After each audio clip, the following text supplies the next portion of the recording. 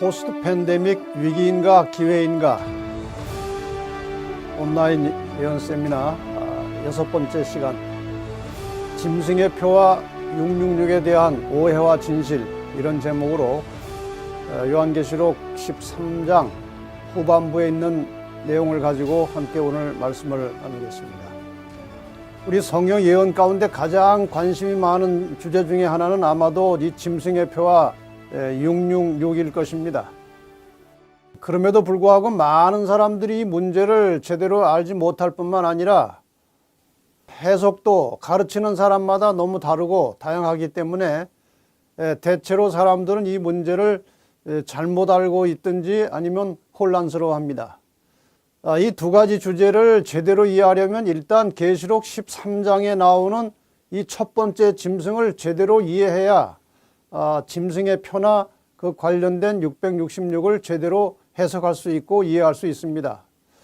먼저 짐승의 표에 대해서 좀 알아보겠습니다. 이 짐승의 표는 무엇이며 또 이 짐승의 표를 받는다는 것은 무엇인가? 이런 내용을 좀 먼저 공부하겠습니다. 사실 계시록 13장에는 짐승의 표라는 말이 나오지 않습니다. 짐승의 표라고 하는 직접적인 단어는 계시록 16장 7재앙시에 악하고 독한 헌대가 짐승의 표를 받은 사람들과 그 우상에게 경배하는 자들에게 나더라, 이렇게 되어 있습니다. 여기에 짐승의 표라는 말이 직접 언급돼 나옵니다.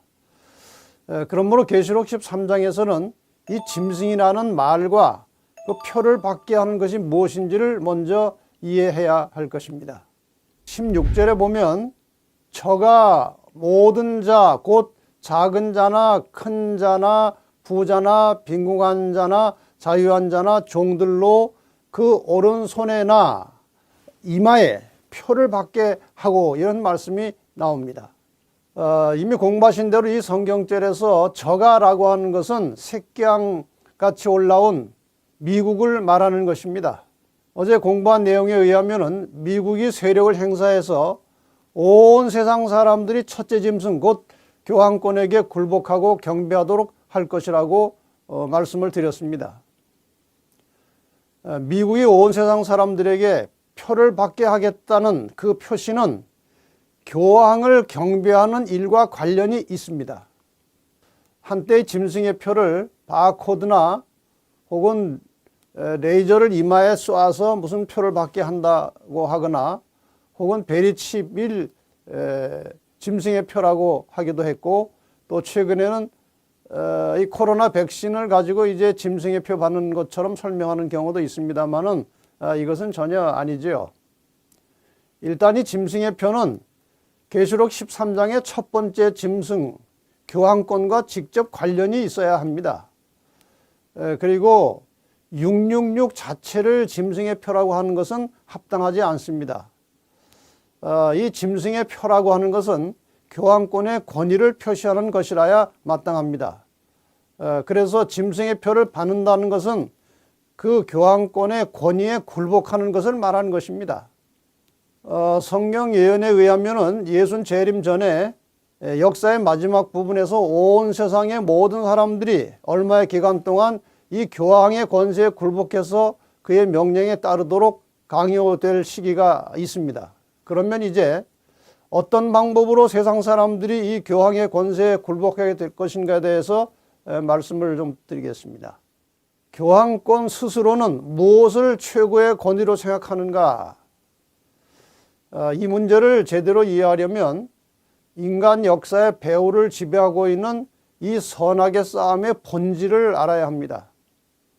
하나님과 사탄 사이에서 벌어지고 있는 이 싸움의 본질은 경배 싸움입니다. 원래 하나님만 피조물로부터 경배를 받도록 되어 있는데 사탄 자신도 경배를 받으려고 하는 겁니다. 여기에 이제 문제의 본질이 있는 것이죠. 그리고 이 경배 싸움의 쟁점은 율법에 관한 겁니다. 그래서 사탄은 사람이 하나님을 섬기는 법을 지키는 것은 불가능하기 때문에 폐기해야 된다고 계속 주장해 왔습니다. 특별히 사단이 공격한 것은 하나님을 경배하는 시간으로 십계명에 명시된 안식일입니다.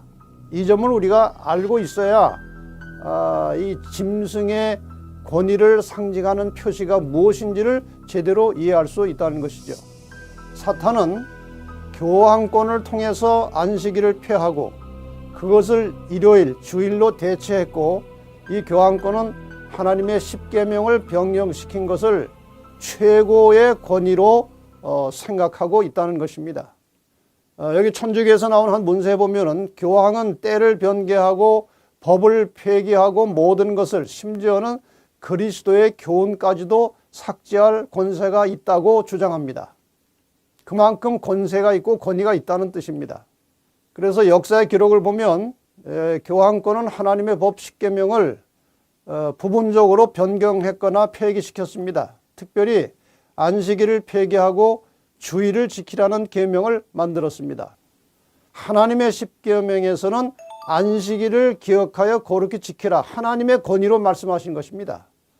그런데 이것을 천주교에서는 주일을 지키고라고 변경시켰습니다. 그러니까 하나님의 권위를 무시하고 인간의 권위로 하나님의 안식일을 주일로 대체시킨 것을 보면, 이 주일을 지키라고 명령한 이 천주교의 십계명에서 우리가 볼 수 있는 것은 그만큼 이 교황권의 권위를 내세우기에 충분한 증거와 근거가 여기에 있다는 것입니다. 그래서 이 교황권은 이 사실, 하나님의 계명에 명시된 제7일 안식일을 일요일로 변경한 사실을 가지고 그 권위를 내세우고 있습니다. 꽤 오래전에 나왔던 한 문서를 좀 살펴보겠습니다. The Catholic Record라고 하는 저 문서는 1923년 캐나다에서 나온 문서입니다. 저기 영문으로 된 문서의 내용을 우리가 한국말로 옮기면 이런 것입니다. 교회는 성경 위에 있다. 그리고 안식일 준수를 토요일에서 일요일로 옮긴 것이 그 사실, 교회가 성경보다 위에 있다는 사실에 대한 확고한 증거다. 이렇게 주장하고 있습니다. 다시 천주교에서 나온 문서의 한 부분을 인용하겠습니다. 성경은 안식일을 기억하여 거룩히 지키라고 말한다. 그러나 천주교회는 말한다. 아니다. 나는 나의 신성한 권위로서 안식일을 폐하며 주일의 첫날을 거룩하게 지킬 것을 명한다. 보라, 전 문명 세계가 거룩한 천주교회의 명령을 공손히 굴복하여 복종한다. 그러니까 천주교인이 아니더라도 천주교의 명령에 굴복하는 그런 뜻이다. 그런 의미로 저기에 말을 한 것입니다. 앞으로 교황권은 이 일요일을 강제로 휴업시키는 문제를 세계적인 이슈로 내세우게 될 것입니다. 지금 저 만평의 그림은 2004년 2월 26일자 다이토나 비치 뉴스 저널에 나온 만평인데, 이 부시 대통령이 재선을 위해서 이제 선거 운동할 때에 그려진 만평입니다. 전 내용은 이런 것입니다. 여기에 내 보수적 지지파들이 정말 좋아할 제안이 있습니다. 그것은 다름이 아니라 사람들을 일요일에 교회 가도록 요구하는 헌법 개정안이 바로 그것이지요. 그러니까 대통령 후보들은 항상 이 보수적인 기독교회로부터 일요일에 강제 휴업해서 모든 사람이 쉬도록 하는 그런 법안을 만들도록 계속 압력을 받고 있다는 것입니다. 이 일요일 강제 휴업법을 제정하려고 하는 것은 아마도 그 목적이 달성될 때까지 그 추진을 멈추지 않을 겁니다. 그 일은 지금도 계속되고 있어요. 여기 미국 폭스뉴스에서 2014년 7월 5일자에 나온 내용입니다. 여기에 보면은 이제 그 뉴스 내용에서 교황이 이런 말을 이제 하는 것입니다. 일요일에 일하는 것은 가족과 친구 관계에 부정적인 영향을 미치며 인생의 우선순위는 돈이 아니라 사람이어야 합니다. 이렇게 말했어요. 그랬더니 이제 앵커가 그 말을 이제 이용해서 이렇게 다시 이제 말합니다. 프란치스코 교황은 누구나 일요일을 지켜야 한다고 말합니다. 많은 이들, 심지어는 저녁 뉴스까지도 교황의 말에 동조하고 있습니다. 교황은 가족, 친구 그리고 하나님을 위해 일요일을 보내는 것이야말로 진정한 자유라고 말하고 있습니다. 다시 말해 주중 내내 일하고 일요일에도 일하는 것은 삶의 부정적인 영향을 미친다는 것입니다. 이게 뉴스의 한 단면이지만 이러한 사상, 이러한 흐름이 지금 전 세계적으로 영향을 미치고 있다는 것이죠. 꽤 오래전부터 이 일요일 강제휴업법에 대한 예언을 들었던 사람들은 이 자유민주주의 사회에서는 있을 수 없는 일이라고 어떻게 강제로 일요일을 쉬게 하느냐 이렇게 부정적인 말들을 하는 사람들도 있었습니다. 그러나 지금 이 팬데믹과 함께 세상의 상황은 많이 변했습니다. 이 팬데믹이 진행되고 있는 현재 상황을 간략하게 정리를 좀 해보겠습니다. 이 지금 세계를 휩쓸고 있는 전염병과 일요일 법령 제정과 어떤 관계가 있는가? 제가 이 예를 연구하면서 가만히 생각해 보면 무관하지 않다는 겁니다. 팬데믹 이후에 국가나 정부가 국민들을 통제하고 감독, 감시할 수 있는 저항할 수 없는 명분이 만들어졌다는 사실입니다. 국민들은 이러한 분위기에 대해서 초기에 불만을 토로하고 저항했지만 시간이 지나면서 점점 국가의 통제와 간섭과 강요에 길들여지고 익숙해져 가고 있어요. 그동안 일요일 법이 연기된 것은 사람들의 정서와 저항 때문이었습니다. 그런데 이제 그런 문제가 해결되어 가고 있다는 것입니다. 그리고 일요일 휴업법의 명분을 무슨 교황의 권위를 인정하거나 교황을 경배하는 것을 하지 않고 사회적 평화와 가정 및 환경 문제에 연관시켜서 일요일 강제휴업법을 세우도록 설득을 한다는 것이죠. 그러니까 일요일 강제휴업법을 반대할 이유가 없도록 만들어 가는 겁니다. 그래서 이제 일요일 휴업하는 일은 전 세계적으로 상식화되어 가고 있을 뿐만 아니라 서서히 강제성을 띠는 일들이 이미 진행되고 있습니다. 한국에서는 2020년 12월에 국토교통부로부터 이러한 공문이 건설업체에 하달되었습니다. 공공건설 현장 일요일에는 쉰다. 이런 제목으로 공문이 나왔습니다. 오는 13일부터 모든 건설공사 현장에서 일요일 휴무제가 시행된다. 일요일 아침잠을 깨우는 공사 현장 소음이 줄고 근로자도 주말에 가족과 시간을 보낼 수 있게 될 전망이다. 이 명분이 얼마나 좋습니까? 소음도 일요일 아침에 이제 늦잠 자는 사람들 그 소음 때문에 깨어나는 일도 없을 것이고 또 일요일 날 다 쉬면은 주말에 가족들과 시간을 보낼 수 있게 될 것이다. 이러한 명분으로 추진하기 때문에 일요일 강제휴업법은 얼마든지 이제 명분을 가지고 움직여 가고 있다는 것이죠. 그동안 이제 일요일 강제 법령을 추진해 가는 그 명분들을 제가 한번 모아봤습니다. 첫째는 자녀들 보호입니다.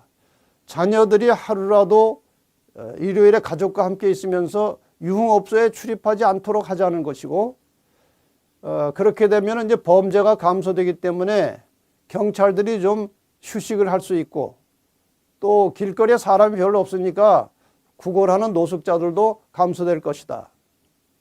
그 다음에 가정회복입니다.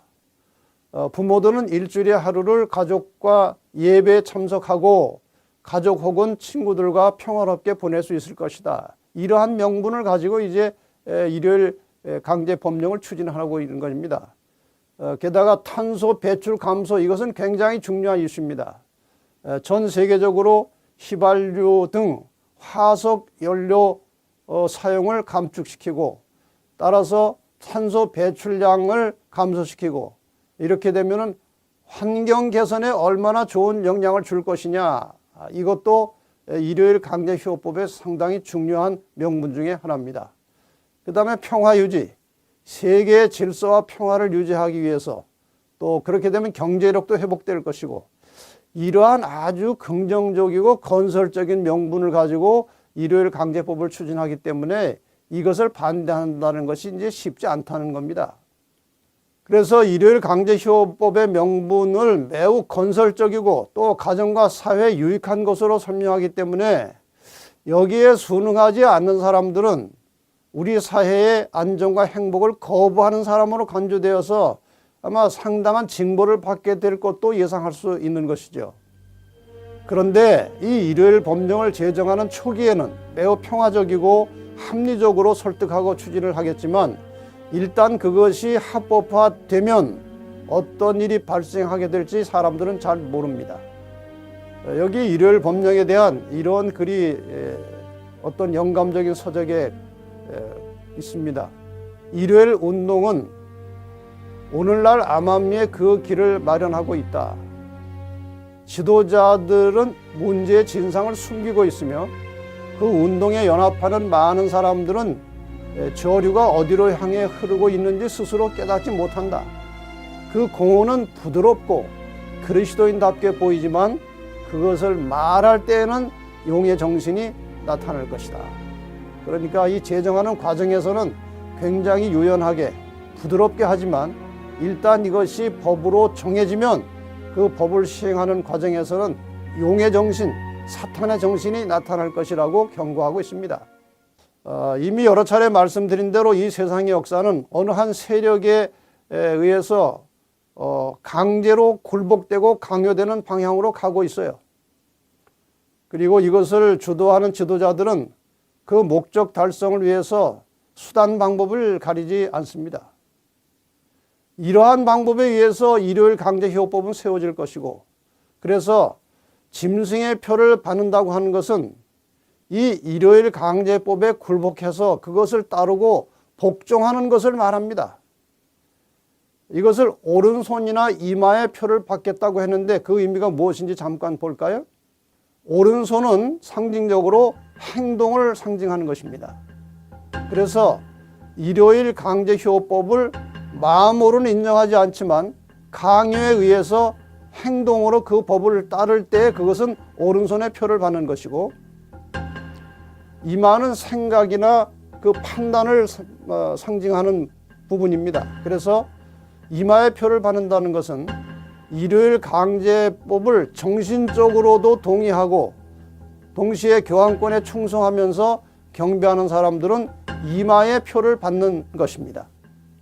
자, 그러면 이제 종합해서 이 문답으로 한번 이 짐승의 표에 대해서 여러분에게 좀 문답식으로 설명을 좀 드려보겠습니다. 문, 짐승은 무엇인가? 답, 교황권을 가리킨다. 그게 짐승이라고 답 공부를 제대로 하셨습니다. 그럼 짐승의 표는 무엇인가? 답, 교황권의 권위를 상징하는 표시를 말한다. 지금까지 다 공부하셨죠? 다시 문, 교황권의 권위를 상징하는 대표적인 표시는 무엇인가? 답, 하나님의 권위로 만든 십계명의 안식일 대신 이 교황권의 권위로 변경하여 놓은 주일, 일요일을 말하는 것입니다.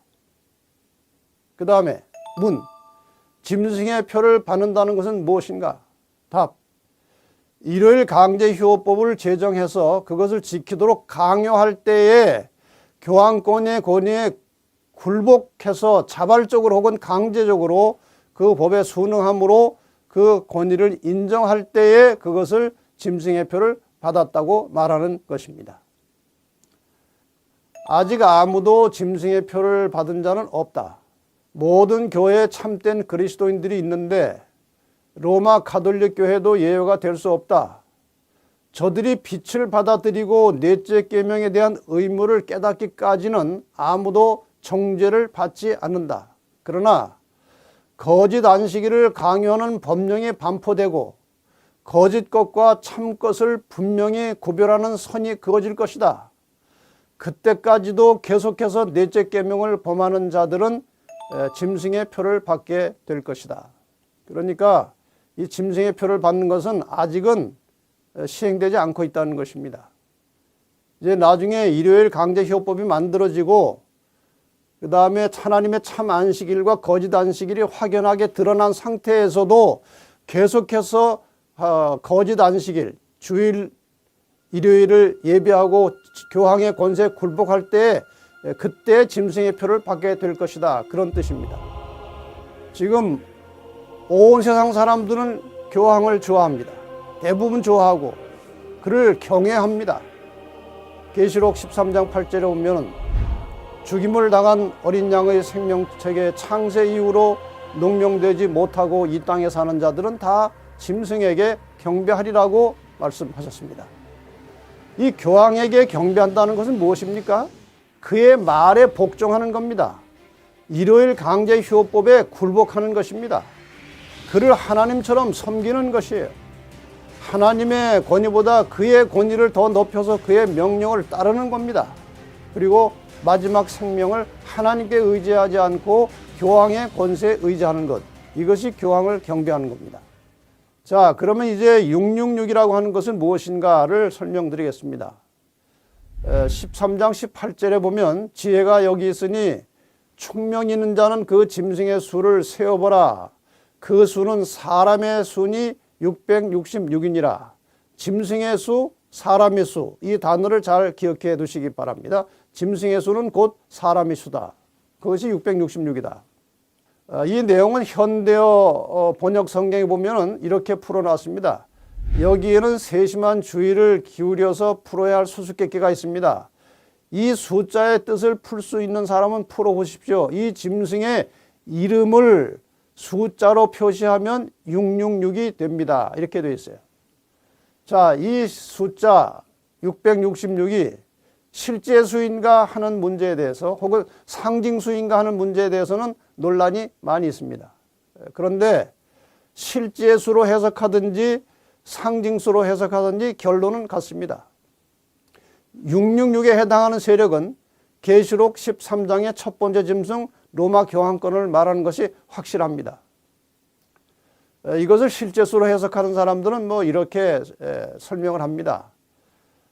짐승의 이름의 수 할 때 짐승의 이름이 무엇이냐? 이 교황이 사용하는 여러 명칭 중에 하나님의 아들의 대리자라고 하는 명칭이 있습니다. 그것을 라틴어로 하면은 비카리오스 필리 데이라고 합니다.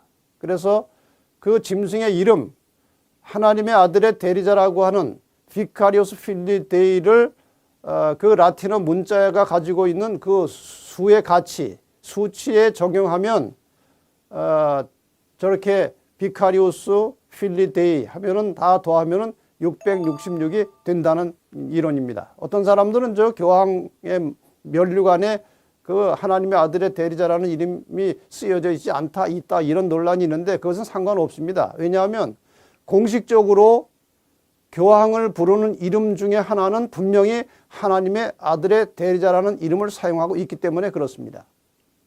자, 그런데 오늘은 이 666을 상징적으로 한번 풀어보겠습니다. 성경에서 하나님이 주로 사용하시는 숫자는 7입니다.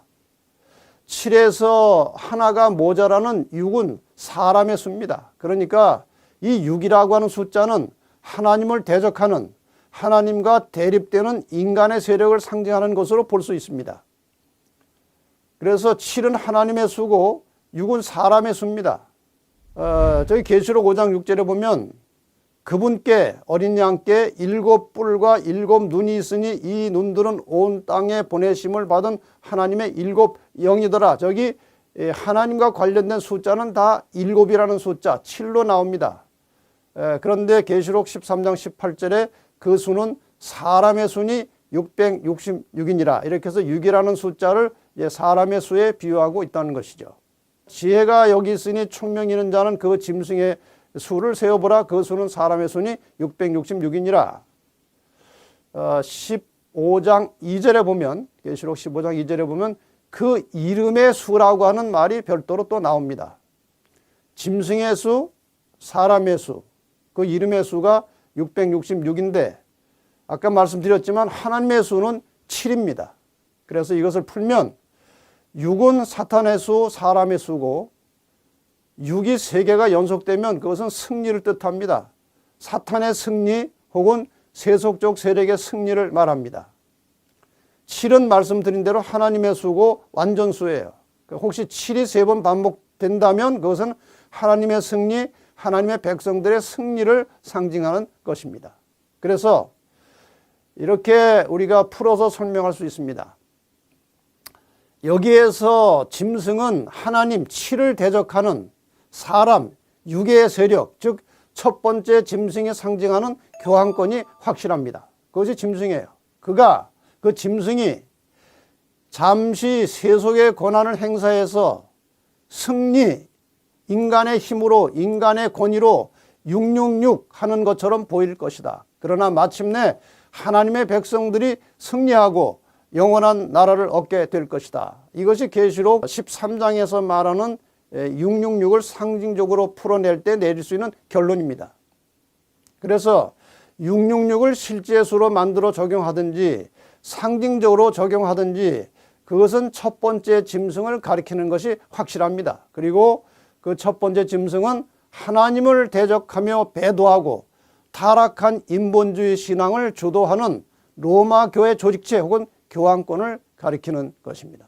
그러니까 666이라고 하는 것은 계시록 13장에서 계속 활동하고 일하고 있는 그 첫 번째 짐승 교황의 정체를 확인하는 단서라고 볼 수 있습니다. 다시 한번 말씀드리지만 이제 조만간 온 세상은 교황의 권세에 굴복하게 될 것입니다. 이것은 성경의 예언이기 때문에 절대로 빗나가지 않습니다. 우리 관련 성경절을 다시 한번 확인해 보겠습니다. 용이 짐승에게 권세를 주므로 사탄이 그 짐승에게 교황권에게 권세를 줬다고 그랬어요. 또 용에게 경배하며 짐승에게 경배하여 사탄에게 경배하며 교황권에게 경배하여 이렇게 되어 있어요. 이것은 용에게 권세를 받은 짐승을 경배하는 것은 곧 용, 사탄을 경배하는 것이라는 뜻입니다. 그리고 더 나가서 짐승의 우상에게 경배하지 아니하는 자는 몇이든지 다 죽이게 하더라. 그러니까 이 짐승의 우상에게 굴복하지 않으면, 이 교황의 권세에 굴복하지 않으면 상당한 위협과 함께 목숨도 위태로울 수 있다. 그런 의미로 해석할 수 있죠. 이러한 일은 예표적으로 이미 바벨론에서 다니엘 세 친구가 경험한 바가 있습니다. 여러분 아시는 대로 느부갓네살 왕이 두라 평지에 금신상을 세워놓고 모두가 다 절하라고 했습니다. 절하지 않으면 죽이는 것입니다. 경배하지 않으면 죽인다는 것입니다. 그때 다니엘 세 친구는 말합니다. 우리의 하나님이 우리를 극렬히 타는 풀무 가운데서 능히 건져내시겠고 또 그리 아니하실지라도 건져내지 않는다 할지라도 절하지 아니할 줄을 아옵소서. 아주 단호한 모습으로 이 신상에게 경배하고 절하지 않겠다고 말합니다. 결과적으로 풀무불 속에 집어 던짐을 당했습니다. 당장 타서 죽어야 되는데 한 사람이 더 나타나서 네 사람이 지나다니는 것입니다. 하나님께서 그들을 보호하시고 살려내셨습니다.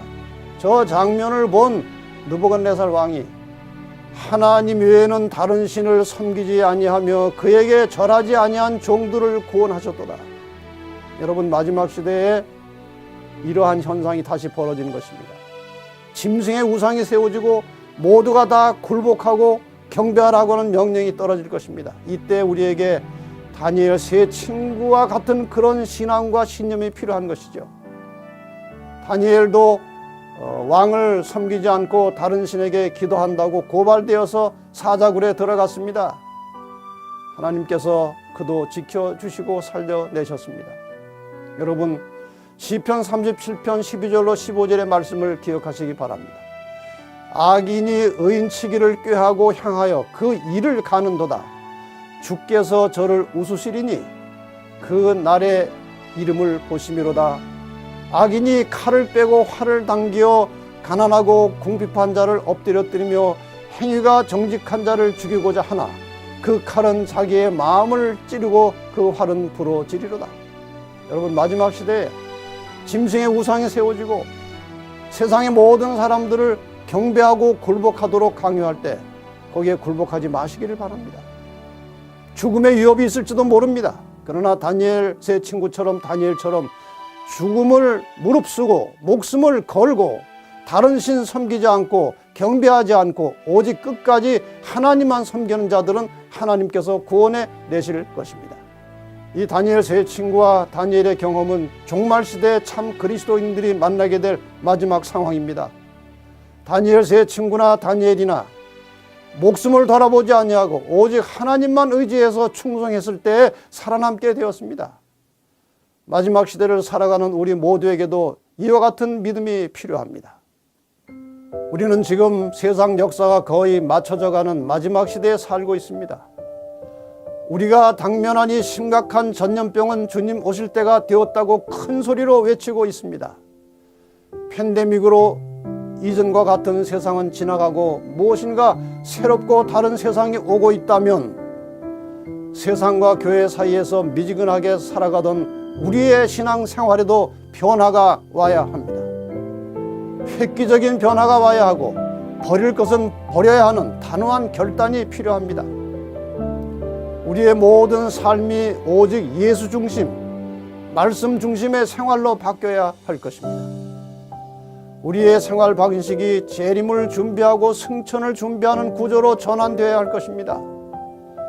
이제 장차 구원받을 성도들에게 조만간 다가올 시련과 위기를 극복하고 승리하려면 매일 매순간 육으로 살지 아니하고 성령의 능력으로 살아가는 훈련이 필요합니다. 다니엘과 그 세 친구가 가지고 있던 죽음을 초월한 백절불굴의 믿음을 가져야 할 것입니다.